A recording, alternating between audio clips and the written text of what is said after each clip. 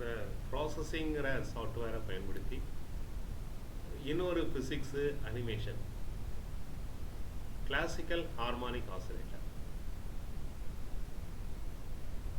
Classical harmonic ஆசிலேட்டர்னால் ஒரு ஸ்ப்ரிங்கில் ஒரு பால் இருக்குது. அந்த ஸ்ப்ரிங்கை எடுத்து விட்டோம்னா அந்த பால் எப்படி ஆசிலேட் ஆகும் அப்படிங்கிறதுக்கான ஒரு அனிமேஷன். இது ஃபிசிக்ஸில் உள்ள எல்லா எக்வேஷன்ஸையும் பயன்படுத்தியிருக்கிறோம்.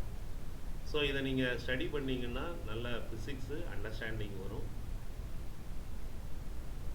ஸோ இப்போ ரன் பண்ணோம்னா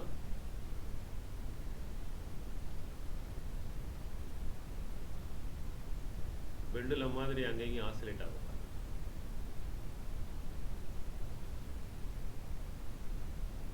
ஹார்மானிக் ஆசிலேட்டர் எப்படி இந்த ப்ரோக்ராம் எப்படி ஒர்க் ஆகுது அப்படிங்கிறத பார்க்கலாம். இங்கே எக்ஸ்சி ஒய்சி அப்படிங்கிறது அந்த equilibrium position. எக்ஸுங்கிறது 400, ஒய்சிங்கிறது 400. XY coordinates of the equilibrium position of the harmonic oscillator. Xங்கிறது 600, Yங்கிறது 400.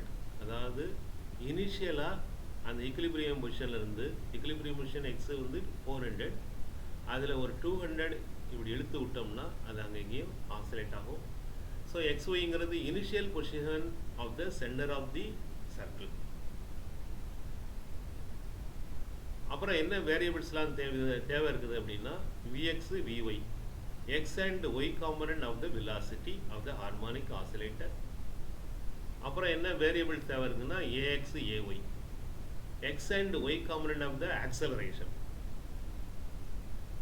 அப்புறம் டைம் டிடிங்கிறது 0.1.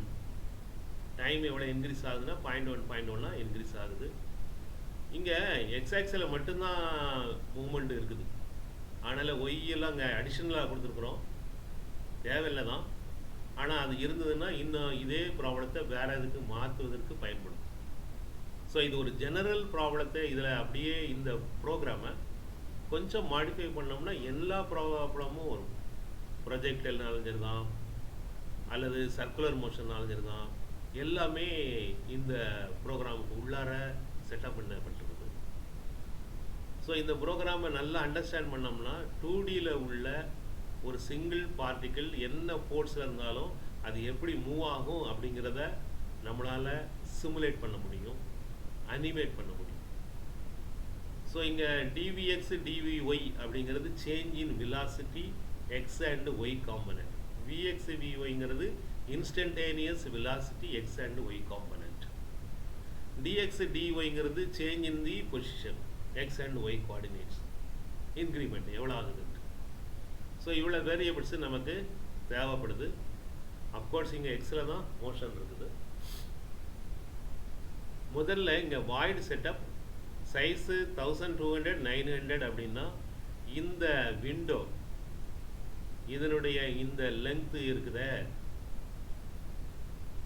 இந்த விட்த் இது வந்து 1200. இந்த ஹைட் இருக்குத இது 900 pixels. So void setup size 1200, 900 போட்டோம்னா இந்த விண்டோ ஓப்பன் ஆகுது. அப்புறம் வாய்டு ட்ரான் போட்டு அதுக்குள்ளார என்னென்ன எழுதியிருக்கிறோமோ அது எல்லாம் ரிப்பீட்டடாக ஃபார் லூப்புக்குள்ளே போனால் எப்படி ரிப்பீட் ஆகுமோ அதே மாதிரி ரிப்பீட் ஆகிக்கிட்டே இருக்குது. பேக்ரவுண்டு 155.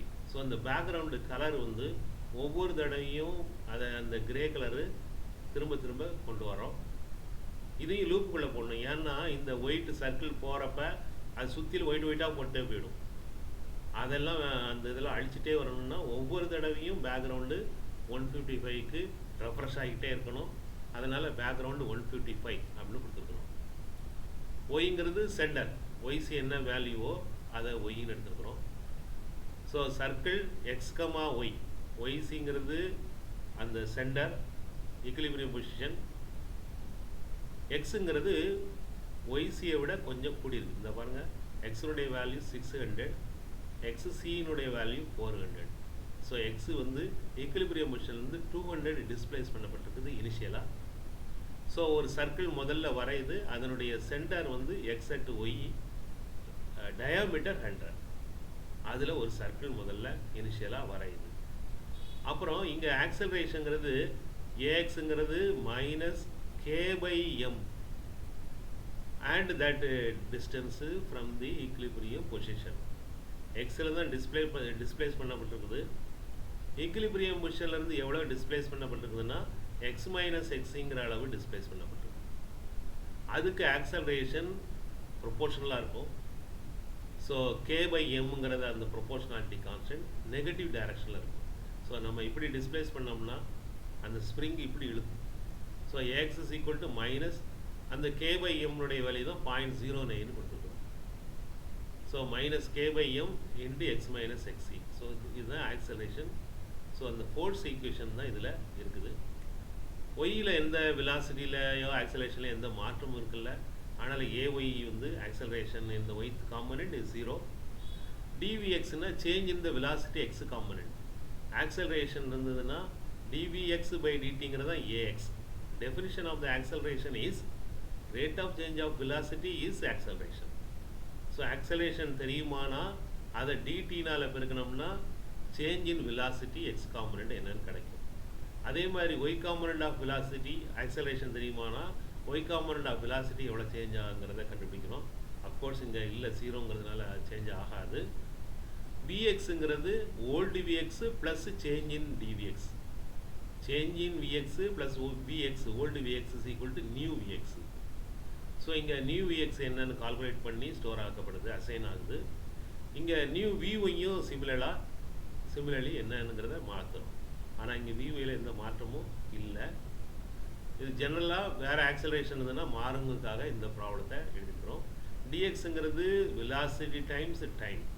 ஸோ டிஎக்ஸுங்கிறது change in the position X component which is equal to V X X component of the velocity into change in the time. Similarly for Y. So எக்ஸுங்கிறது ஓல்டு எக்ஸு ப்ளஸ் டிஎக்ஸு, விங்கிறது old Y plus D Y. ஆக ஒய்யும் x இப்போ மாறுது. Of course இந்த ப்ராப்ளத்தில் Y மாறலை, x மட்டும் மாறுது. ஆக அந்த சேஞ்ச் இன் எக்ஸு ஒய் மாறினோடனே பழையபடி ரெண்டாவது லூப் வர்றப்ப பேக்ரவுண்டு 155 ஆகுது. ஒய்யில் எந்த மாற்றமும் இல்லை.